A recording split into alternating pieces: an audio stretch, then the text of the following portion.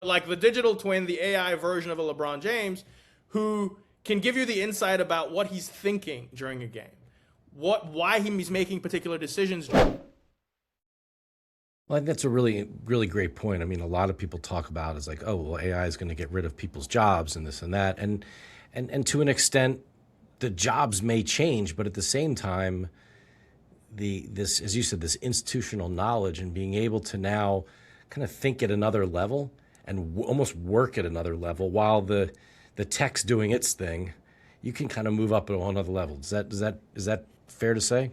Absolutely. I mean, if you think about one of the things that I find particularly interesting in the AI world is this application around like the digital twin of a human, right? Now, the AI replaces a lot of like the functional workflows and operations that humans have to do or currently do in their day-to-day jobs. But one of the things that's also interesting where the human in the loop is so crucial is this digital twin of a human expert. Not necessarily replacing the human, but augmenting that human, democratizing access to that human. I mean, think about it, the example that's interesting in a sports context. Let's take like the digital twin of like a LeBron James, right? Not the hey, you can say hello to LeBron James or he can wish you a happy birthday. Like those use cases, fine.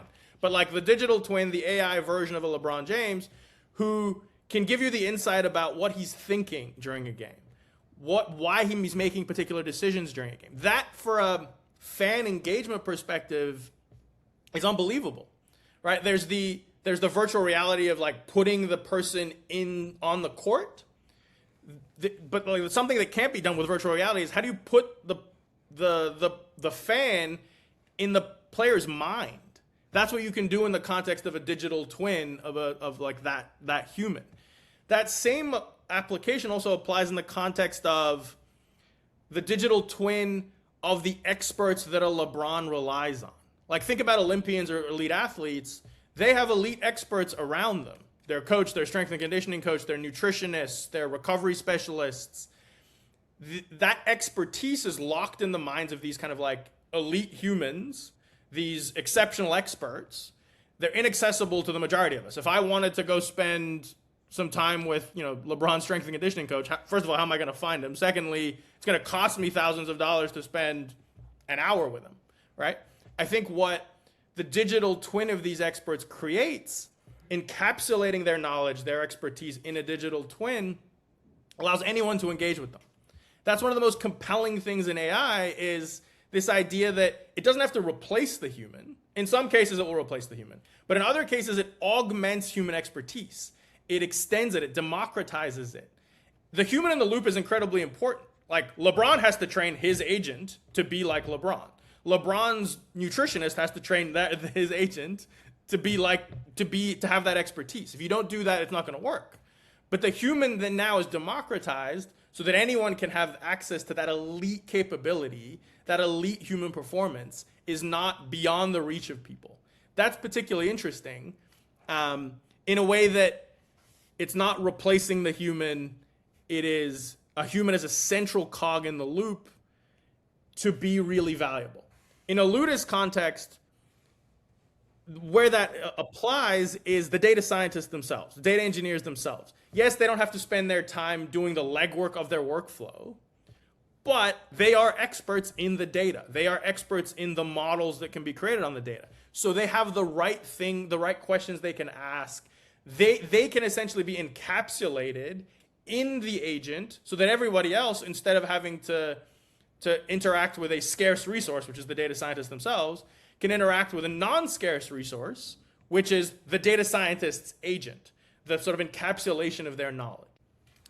You talk about this idea of, more non-technical users engaging more in more technical things. And you think that this is we're sort of at like 20 times what the non-technical person is. I mean, what is that? What is that sort of ceiling that we're looking for? I mean, it's happened fast, but we're still not there. For sure. I mean, the ultimate here is complete automation. It's like it's like the human doesn't necessarily even need to be in the loop of these workflows. The human is in the elevated level of just providing like the oversight and asking the right questions. One interesting company I came across recently, it has created the autonomous scientist, right?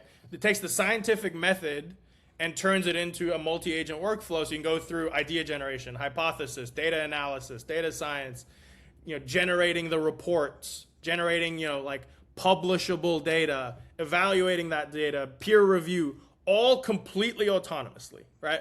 Like that is where we are ultimately getting to, but we're not there yet in the context of the sports or CPGs or consumer brands. The complete automation doesn't necessarily exist. It is, how do we take the data that we have already and get more value out of it? Use AI to democratize it so everyone can use it. What's interesting about sports in particular, as I mentioned, it's like a data-rich ecosystem, but it's an engineering-poor ecosystem. So if you give more access to people who can essentially operate like engineers without necessarily having to be engineers, you unlock a lot of value. And the other interesting thing about sports is there are very fast feedback loops and it's very measurable, right? So like on-field performance, a measurable outcome. Revenue, fan engagement, sponsorship, they're very, very measurable outcomes. And so you have a very fast feedback loop of experimentation, did it work, did it not work? So you want to empower as many people as possible to do that experimentation with data, to find interesting things that they didn't otherwise see. The business side of the house of sport is also maps really one-to-one to a consumer brand, to a CPG brand. A sports team is a mid-sized consumer organization. So it really translates really well. So being able to start in sport, unlock value in sport, and then shift into some of these other industries is a well-worn path that makes a lot of sense. Because of that fast feedback loop, because of also that one-to-one mapping of the types of problems that exist in sport, that also exist in enterprise, exist in consumer, exist in CPG. And so we're particularly excited by that transition that we're also making today. We have a number of sports customers. We also have customers who are not in sports. And that's particularly exciting for us as well, because we've taken a lot of the lessons and applications in sport, and now we're able to apply them beyond that context. Well, let's talk about you a little bit. I mean, you've taken a lot of what you've done in the business world, once as a venture capitalist, now as an entrepreneur. How has that helped you in the success so far of Ludus? I mean, look, I was incredibly fortunate early in my career. I came to this originally from New Zealand, grew up in Australia. As you can tell from the accent, though, I've been in the U.S. a long time. I started Stanford as a 14-year-old, so I was particularly young when I came out to this ecosystem, and was incredibly fortunate to be formed by this ecosystem. My professional experience was at a company that was acquired, then obviously in venture capital, investing in early stage companies, particularly in that big data space, and then spent some time leading product strategy at an organization that ultimately went public. It was a data management platform business, is a data management platform business. So I was very much formed in this ecosystem of what can data do, how can data be useful, and formed in this ecosystem of anything is possible. It's not sort of like technology can unlock a lot of value. And then, so applying that lens of how can data be made useful, and applying that lens of what are interesting companies that we've invested in? What are interesting companies that we've seen? What are the things that are compelling and interesting, and what are the things that are not? The best way I think about it is, in the investment context, the technical founders who have that earned insight is really interesting and compelling. The folks who are closer to the guys and gals who are closer to the problem than they are to like TechCrunch, right? So like the folks who understand, hey, in construction tech, these are the institutional problems that exist. These are the problems that data can unlock. These are the problems that AI can unlock. Like people manually looking through plans shouldn't be the future of construction tech, right? It has to be AI scanning, automating the process. That's the people who have worked in those industries, understand those industries, and can now apply that lens is what's compelling. And so I've tried to do the same thing. My career was in data. My career was in data science. It was how to optimize the data scientist's experience, how to make them successful.